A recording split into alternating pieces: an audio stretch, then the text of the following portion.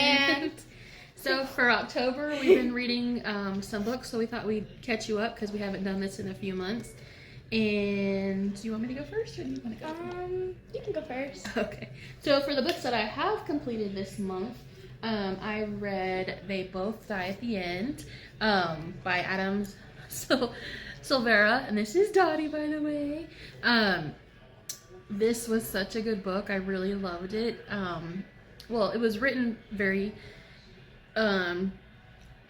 like easy to read. So it was easy to read. It wasn't like a collegiate level book, but it was so entertaining. And of course, it gives it away. They both die at the end, but it's more about their last day in the life of these two boys who have been notified that they would be dying at some point in the next 24 hours. And it's a book about how they live out their day and trials and tribulations and all that stuff. So it's really good. I think I gave it a 4 or 4.5 stars on Goodreads. And this has definitely been one of my favorites. I flew through this book, so I definitely recommend it. Okay. So, what? This is, both these books that I'm going to be showing, well, one of them right now, and then she's going to go. But these books that I'm going to be showing, there's only 2. I'm reading. I haven't finished them yet, but I'm reading them. So this one is called The Buried. So I'm on page 30, but I'm trying 31. And yeah, mostly what it's about, it's mostly like they're in a bunker and they like can't go out.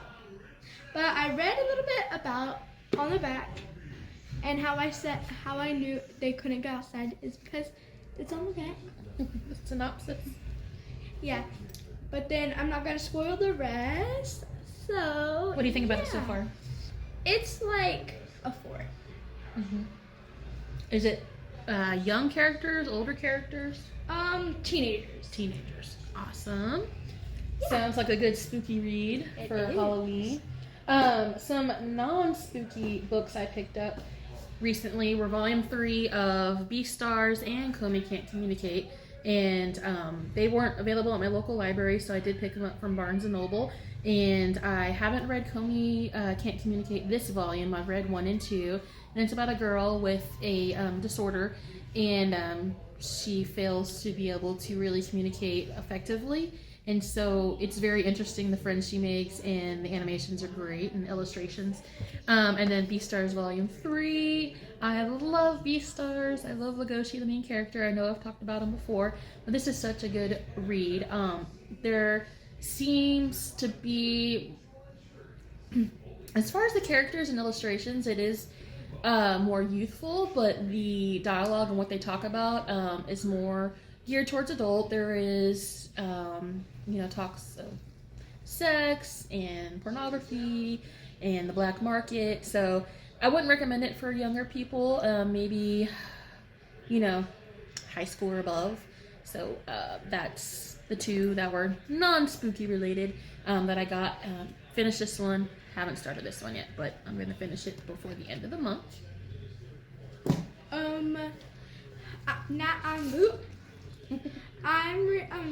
The other one I'm reading is Spirit Hunters.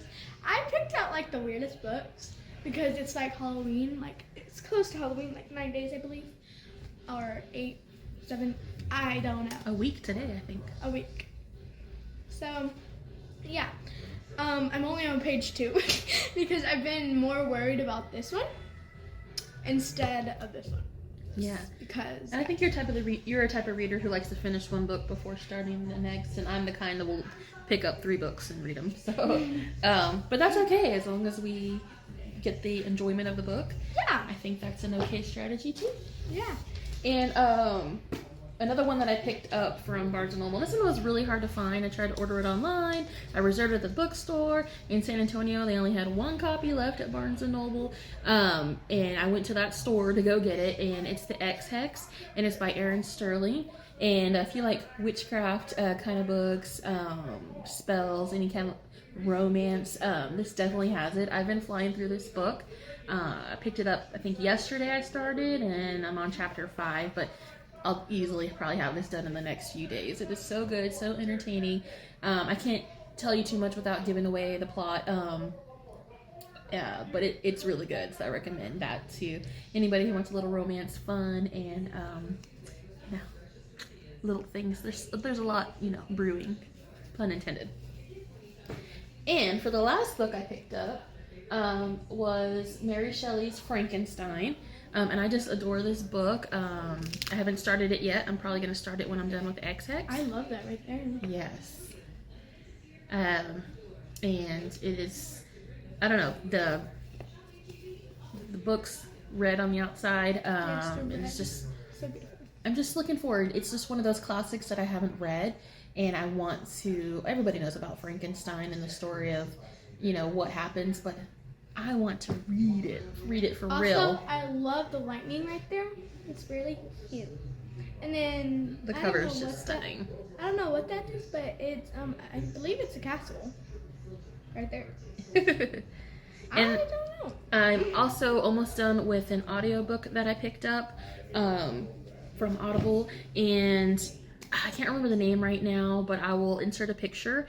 And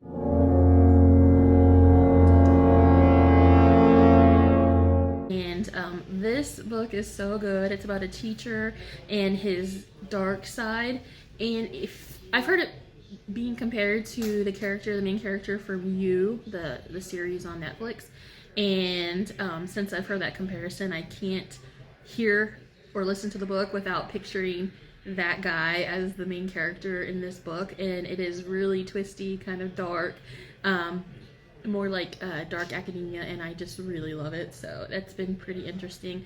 I don't read it at the one-time speed because the guy talks incredibly too slow, the narrator, but I'm at 1.4, 1.5 speed, and that's just perfect. But yeah, that's our books for October.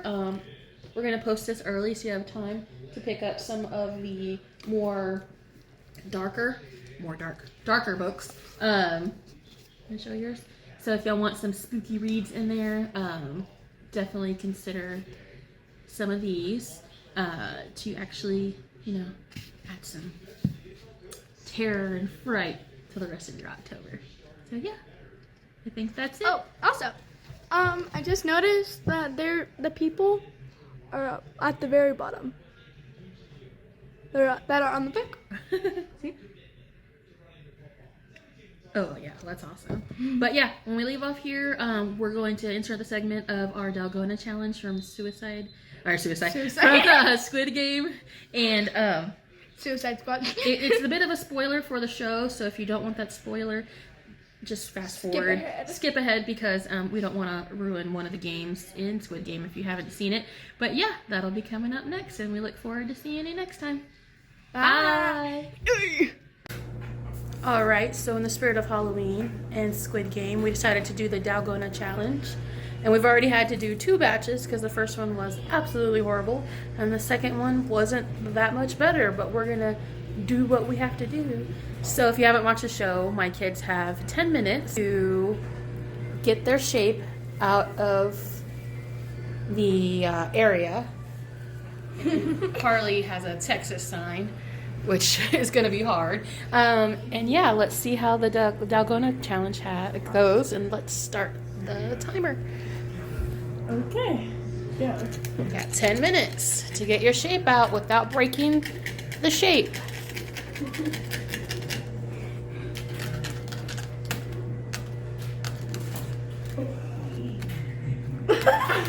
Well, wait, did I break it? I already broke it. We'll just keep going.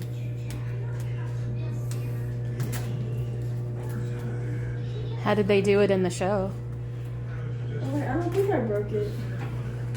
What did they do with the guy that survived, he kept licking it until the shape came. Okay. They also kept licking. Oh, I'm so lucky. They also kept licking the toothpick.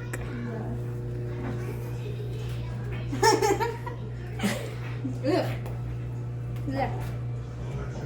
This is good. Too much sugar. Too much sugar for you? Oh. My Texas broke.